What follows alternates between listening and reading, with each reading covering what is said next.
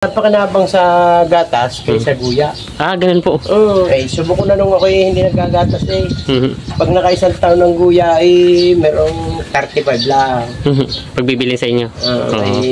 Ngayon ang sa gatas pag nakaisang taon ni ko baka kung sisisinta mil, may guya ka pa biskibag. Sabi po yung mga ilang taon po ba napapakinabangan yung gatas nila? Pag yung umpisa niya paggagatas?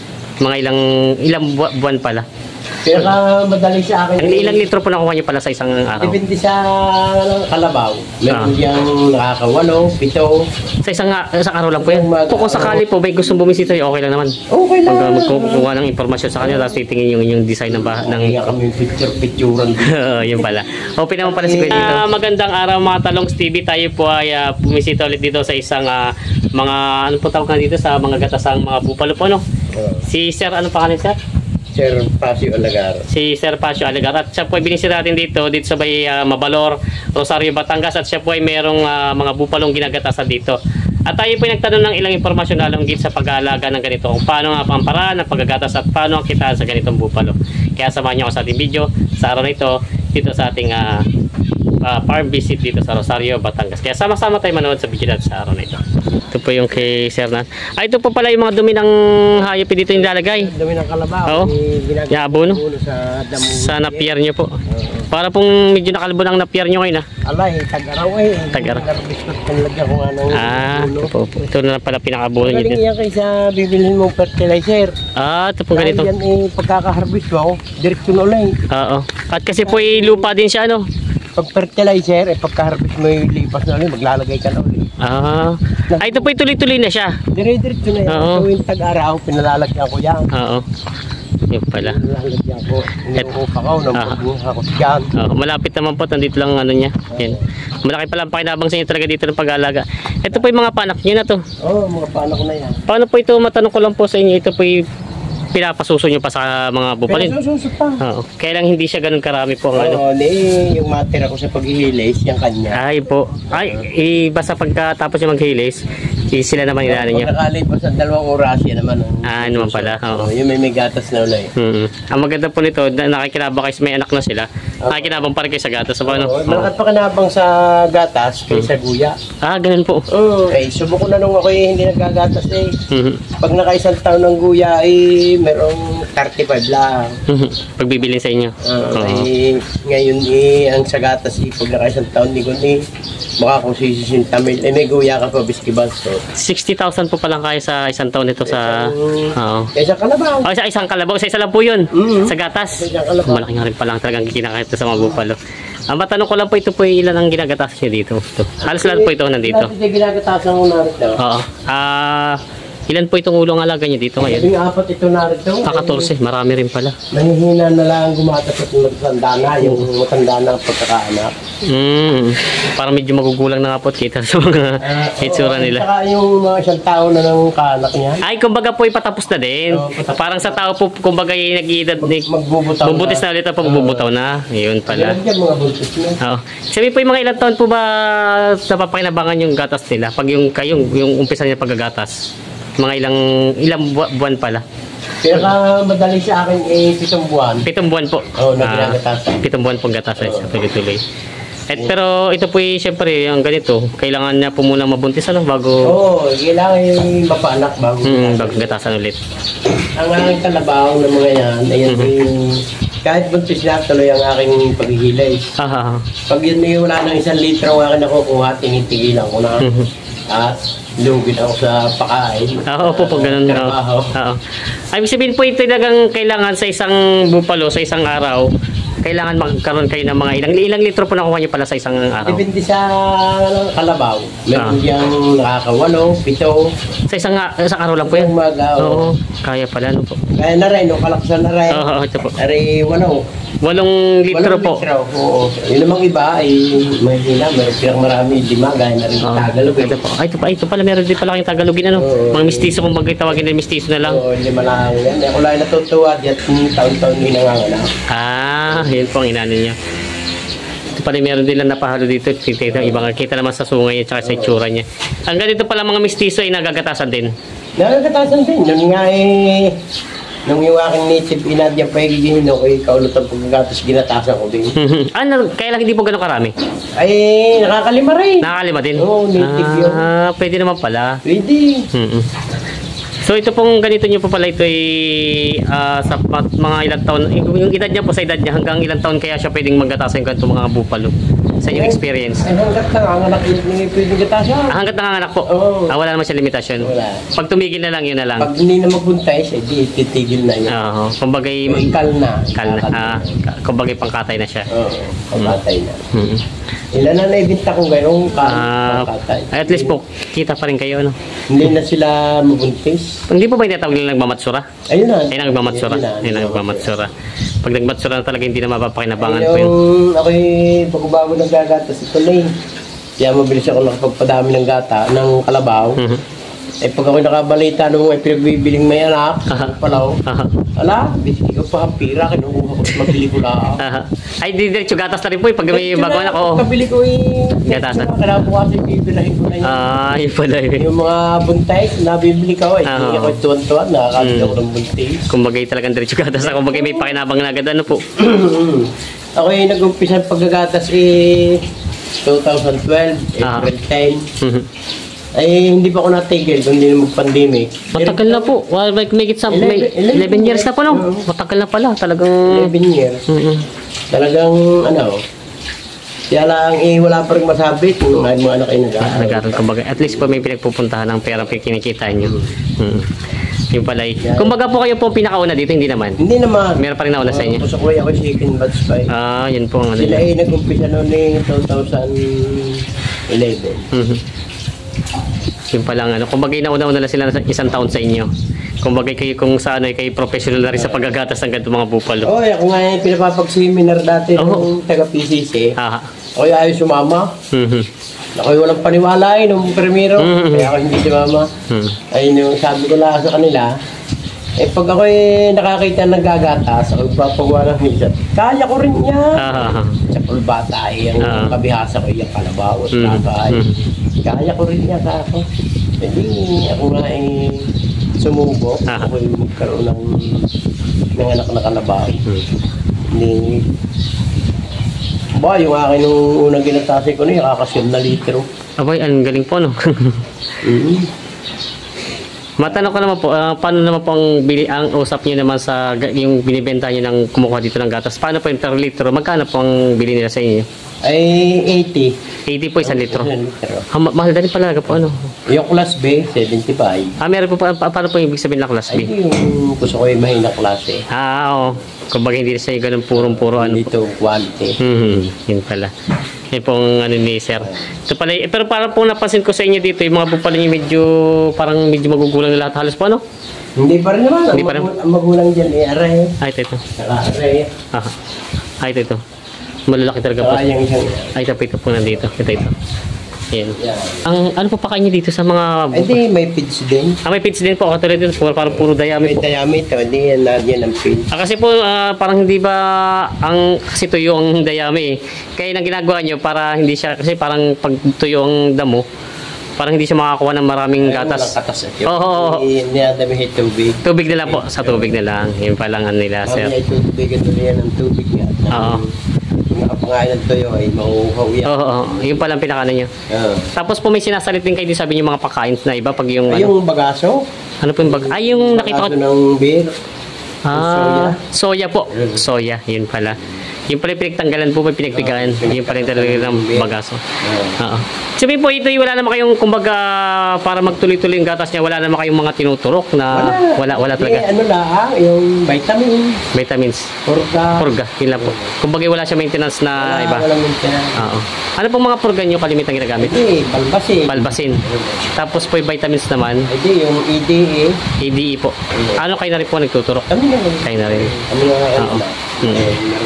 Yun pala, nakapapagpracticean din naman po, no? Pwede ko po masilip yung mga, yung alagang bupalo? Oo. Ito po.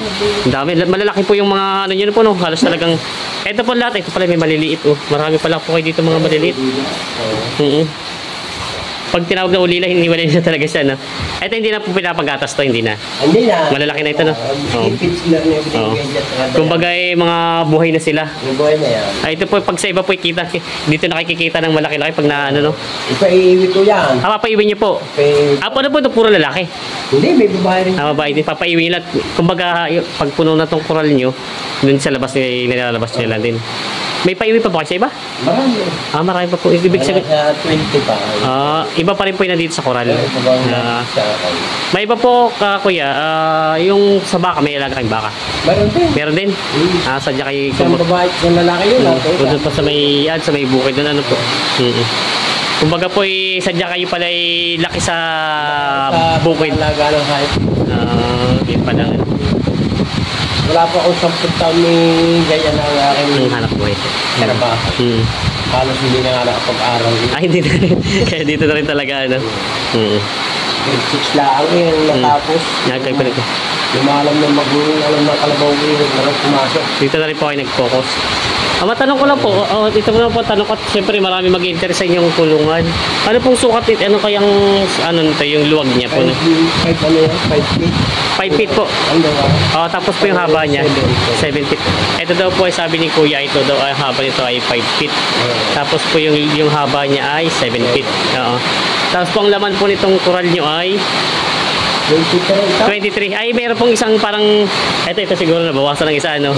Kaya naging 23. Mayroon dito nilagay isang hiwalay na sa mga anak, mga bagong anak. Ay, aring nakalagay din na doon nga. Yun po yung sa may dulo. Oo, hindi ko ginagatasan. Bakit naman po hiniwalay nyo? Ay, hindi ko ginagatasan para makatipid sa dynamic sa page. Sinusuga ko dyan parang. Opo. Ito may mga dayami nga. Ito ba mga dayami binibili nyo pa rin? Ay, hindi. Yan hindi ko binlik sa akin din ang yan. Sa akin din ang iyanim na hektarya. Malawak din pa lang yung tubigan talaga.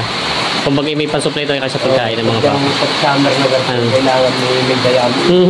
Lalo din. Ang damo eh. Dito po sa inyo, lalo sa parteng Batangas, talagang tuyo talagang damo po, ano? At saka napakarami dito ng nangangailangan ng damo. Maraming mga magkakatas dito. Kung saan binabalik. Naghahanap. Buti po ay meron kayong taniman, ano po? Hindi kahit malugi-lugi sa palay, hindi dayami naman. Meron madayami dito na nababawi sa pakain sa mga kalabaw ni Kuya. Pero dati ako'y nabili rin ng dayami nung panahong tracer pa. Yung buntaon, ako'y nabili. Ay ako'y hindi nabili nung hinalimaw. Nalalakan ako sa labor. Masyado pong mahal po bang ano niya? Ay matagal kasi nakano siya, nakakalat. So, iipunin. Bago pumaipon. Hindi ako nabili ng ganyan. Ay kako kung ibibigay naman, di akin. Kukunin lang po. Yun pala. Ay pag hindi, alain nyo na. Dito po yung matatanong ko po sa inyo, masasuggest nyo kasi marami po nanonood sa atin, mga nag-comment doon sa ating marami pong gustong sabi nila, parang mas maganda siya sa pagkakitaan sa kaysa magpatining ka ng baka, yung pagpapataba ng baka. Mas maganda po talagang bupalo. Oo, pagka nanganganak na nagagatas sa ganang akin, maganda-ganda. Mas maganda tuloy-tuloy po kasi pati yung kita nyo. Hindi katulad ng mga araw-araw yan na eh. Araw-araw po talaga siya. Talagang araw-araw, hindi pwedeng libanan yan. Bakit po? Nagliligalig ang mga kalabaw pagka hindi mo nahilisan. Ay kasi nga po naiipon yung gatas niyan. Nagmamaga. Parang sa tao din po nagmamaga pag hindi na Yun pala. Tandide. Yun pala. Kung anong kuwan yan niya. Kaya pala ito talaga nila. Talagang tuloy-tuloy pakinabang ilang mga 9 na buwan po hanggang 1 taon. Merong 9 na buwan, 10. 10 talaga naabot din. Sa akin pinakamadali 7. 7 buwan. 7 buwan. Yung Tagalog niya. Kumbaga pinakamahina na po yun sa... Kaya nun, yun yung 6 na buwan at ako'y titili. Hinapo 6 na buwan ang hinihilig siya, ako hinal ng uha. Pero pag sadyang mga bupalo, ito po katulad dito. Matagal pong gatas niya. Matagal ang proseso ng paggagatas. Yun pala po. Marami na ibahagi sa atin si Kuya ng mga ganito mga pagbubupalo. Ay Kuya, matanong ko lang po, kayo po ba pag hindi rin kayo nagbebenta kung kayo gusto bumili ng maliliit? Hindi ako maliliit? nagbibenta ng maliliit na kaya. Hindi po. Ipinaiiwi ko nga at kung para babapay na bangat. Baka makakatulong din doon sa mag-iwit, makakabahagi naman ng konting tubo. Ano po yun? Ibig sabihin, paano naman po yung mga paiwin yung ganun? Gagatasan din, hindi na? Ay, merong ginagatasan. May paiwin ginagatasan. Pag yung hindi po papagatasan, paano pang laban niyo sa Hindi, pag buntis na malapit na mga anak, hinuhublihan ko doon sa mag-aalaga. Okay Hindi na siya magagatas. kayo na po magbabay sa kanya. Kumbaga sa pag-aalaga niya, babayaran niyo na lang. Ipagod niya yung pagod sa pag-aalaga. Pala. Yan po. Ito na po yung mga bupalo ni Kuya dito na, ayun po, ito pa nga to. Malalaki nga talaga pala yung mga bupalo niya dito. Ang maganda po sa inyo dito, open sila, hindi sila maininitan na bukas yung niya. Paano nga pala po ito? Parang napansin ko, nililiguan niyo po. Araw-araw. Bago gatasan. Bago gatasan. Nililinis yan, binabrush ko. Kailangan kasi malinis din yung katawan niya. Sadya, siyempre, pagkain ng tao. Yun na. Malinis. Kada bago po gatasan siya, binabrush. Yung palangan nila dito. Parang ito po, parang ibang niya. Italian na rin. Italian bupalo. Pero parang inbreed po siya yung mata niya. O sadyang ganyan. Sadyang ganyan po napapunta sa inyo. Parang may contact lens. Oo, parang may contact lens nga itong isang to. Yan po. Italian bupalo. Iba pong sungay ng bupalo sa Italian bupalo. Oo, iba. Yung Bulgarian yung iba, ay Italian. Ito po ang tatanong ko pala pa sa inyo. Ito po binili nyo paalaga sa inyo ng PCC. Nagpaalaga sa akin ng PCC yung inanare. Ay di ari ang una kong paanak. Ito po yung panak niya na. Oo. Ay patatlo namang anak namatay. Siya. Ay di ari akin at ari hinublihan ko. PCC. Po yung iba dito, ito mga to nandito. Ay akin na yan. Sa inyo na po lahat? Lahat, sarili ko na yan. Yun naman pala. Kung bagay bumili na rin kayo ng sarili nyo. Tuloy nga bili ko noon ng bupalo. Lalo pag may anak ng mga isang buwan. Binibili ko. Para po, kung bagay ito, katulad dito, dito tuloy-tuloy ng income nyo. Pag nabuntis siya, tuloy-tuloy na. Tuloy na. Paano po yung pagbubuntis ito? Sulpit po kayo o pababa? Pababa at saka sulpit. Pababa at sulpit po. Nadisgrasya nga yung Aymara ko yung isang araw. Kinabagan binigta ko na. Delikado mamatay. Ano po? May padalwa na yung bisis kinabagan. Hindi kaya po sa pagkain siya na ano? Ay nanigas nga ang pagkain niya doon sa binubo. Yun pala. Kumbaga po nag-bloated siya. Delikado mamatay nga pag ganun. Delikado ay pinabinta ko na. Binenta niya na po. Yun pala. Yun palang gawa niyo po pababa at saka AI. Magkano naman pong pa-AI dito sa inyo? Ay, ang pa-AI ko 600. Kada isa po? Paano po minsan hindi naman napalya yun ang AI? Napalya din. Tapos babalikan nila? Wala na bayad po yun pag ganun? Pag ganun. Mahal-mahal din palang AI po. Ay, sa Barako dito 1,000. Mas mura pala po yung AI. Yun naman palang ni Kuya dito. Ngayon lang ako na wala ng Barako at nadisgrasya nga yung Barako. Bupalo din po ang gamit yung pangganador? Bupalo din. Yun po. Yun po ang maghahanap uli ng Barako doon sa akin pa at baka makakakuha uli ng mga ganador. Maganda-ganda pong ganador Yun pala. Hindi maaari akong walang ganador. At marami po itong inaano niya maraming malaking tipid po pag kayo sarili niyo ang gamit po Ayan. Maganda po pati yung niya dito, ang napansin ko dito sa kulungan, yung ganda po ng design niya. Ako nga ako dati hindi bigyan ng Italia at wala akong kulungan. Kailangan po talaga pag ganyan may kulungan. Meron doon kulungan ng baka ng aking tiyo, siya akong tiyo Rosa, nakakan yung... Yun, doon pa sa may paloob na yun. Ako'y nagyabang na artist taga-PCC, kaya ako'y nabigyan ng Italiano. At least nagkaroon kayo ng encourage kayo na talaga. Pero nung umanak yung kalabaw na yung bigay sa akin ng PCC, nagpagawa na ako. Ang una kong pinagawa ng gatingin. Ito po. Dumatos ako ng siguro nga sa 400,000. Ito pa ito pa lang po. Ibig sabihin po itong ganito may kulang-kulang 1 milyon. Ay, ito ngay nasa mga 700 mahal yung mga lalo sa mga gamit po 700,000 na palang gas ni Pedro. Ay, ngayon ni 600.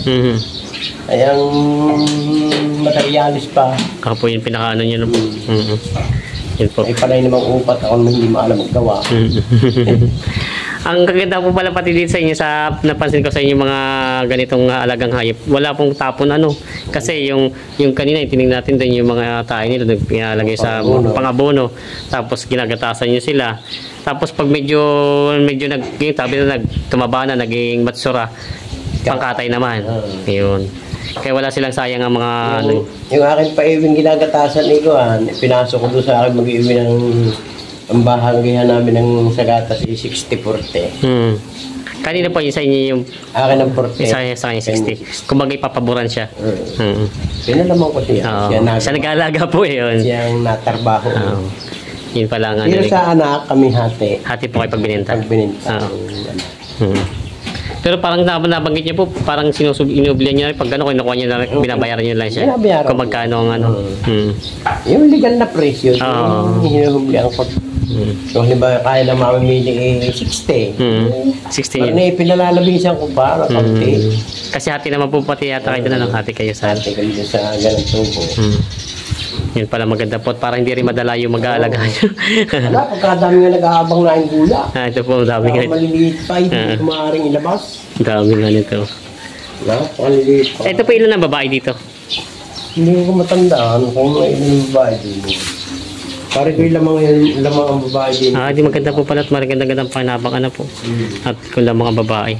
Madami meron pa rin po si ano dito ng ano, alaga.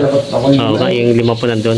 Hindi ko pa alala ko sa Sige, hindi na Oo. may pinasok. Medyo mahirap din kumalas, parang ano hindi sila makagalaw. Hindi makakain. So, ito nga, dikit-dikit na po sila yun. Parang yung baboy yun. Sabi po, yung gamit nyo palang pakain po, may iba ko, paano pa pakain? Feeds po. Ayun nga, yung ano po mga pakain? Ay, hindi, yung dairy cattle. Derek, cattle feeds po, parang cattle feeds. Tapos, Saka lactating na pambaboy. yung lactating Ito na pababa. namang mga gatong kuya, binibigay ko yung pakain ng aking baboy na starter. Starter na rin po para mabilis sila makain na. Kumbaga yung mabilis tumaba. Tama rin medyo nananalo sa pagkain. Bilog-bilog na yung katawan niya. Yun po. Yan si Sir, napakarami natutunan natin kay Sir. Sir, may tanong ko lang po, may nag-seminar po ba dito sa inyo na mga ganun? Mapakadaming utoy ay nagsisimilar dito. Kumbaga po may... Yung meron kong dapating dito, meron 3 ban na mag-i-interview sa akin, nanonood ng paggagata, pag-aala, pagpapakain. Kumbaga po kung sakali po may gustong bumisita, okay lang naman. Okay lang. Pag magkukuha ng impormasyon sa kanya, tapos titingin yung inyong design ng Kaya kami picture-picturean dito. yun pala. Open naman pala si Kuya dito. Pati yung aking taniman ng damo, ito yung binibisita rin. Kung bakit daw napakalusog. Yan, kita natin kanina. Dumi ng kalabaw yung buno ko riyan. Dahil yan pag nagtag-ulan, yan 21 days i-harvest. Mabilis na po siya, no? Mabilis. Ito pong pinagpapalitan niyo pala dayami tsaka pag tag-araw, dayami, pag tag-ulan naman, yung nepier na. Pag may damo na, hindi yung damo lokal, hindi pwede rin. Pwede rin po. Pero ito po hindi niyo nilalabas pala itong mga ito, hindi niyo Ay, nilalabas. pag ginagatasan, hindi ko nilalabas. Dito na lang po, para hindi sila Dahil masyado. pag sinaiinitan na anong gatas, Nawawala. rin. Kung bagay natutuyuan. Nahina. Yan o. Kadaming mga estudyante, mga nagtitisis. Yun po. Kadaming nag-interview sa akin diyan. Yun pala. Yun po at si Kuya pala, open naman sila dito sa mga gusto matuto ng ano. Hindi si Sir madamot sa kanyang kaalaman. Binabahagi niya rin yung kanyang karunungan. Baka gagaya eh. Alam mo, Pilipinas, kulang sa gata. Yun nga po, kulang nga po. Baka sila gagaya. Mas magaling po ano. Makasuporta. Kumbaga hindi naman niya siya magiging kalaban at marami ang kulang na supply ng mga gatas dito sa atin. Wala ko pa nga tayo sa ibang bansa. Imported ano. Pwede naman dito lang sa ating bansa ano po. Yan si Sir. Sir, ano nga po lang pangalan? Nalimutan ko. Ako yung si Bonifacio Alagaro. Si Sir Bonifacio Alagar. Pamangkin po ni Kapitan Alagar. Yung na-interview natin nakaraan. Ako naman yan ang konsehal. Kayo po konsel naman ba? No? Yung pala naman ng barangay dito. Yan. Sir, maraming salamat sa inyong oras ha. At pinagbigyan niyo tayo ni Sir dito na mabisita yung kanyang mga alagang mga bupalo. Kaya may pakain po nila dito na sa bupalo at wala na raw damo.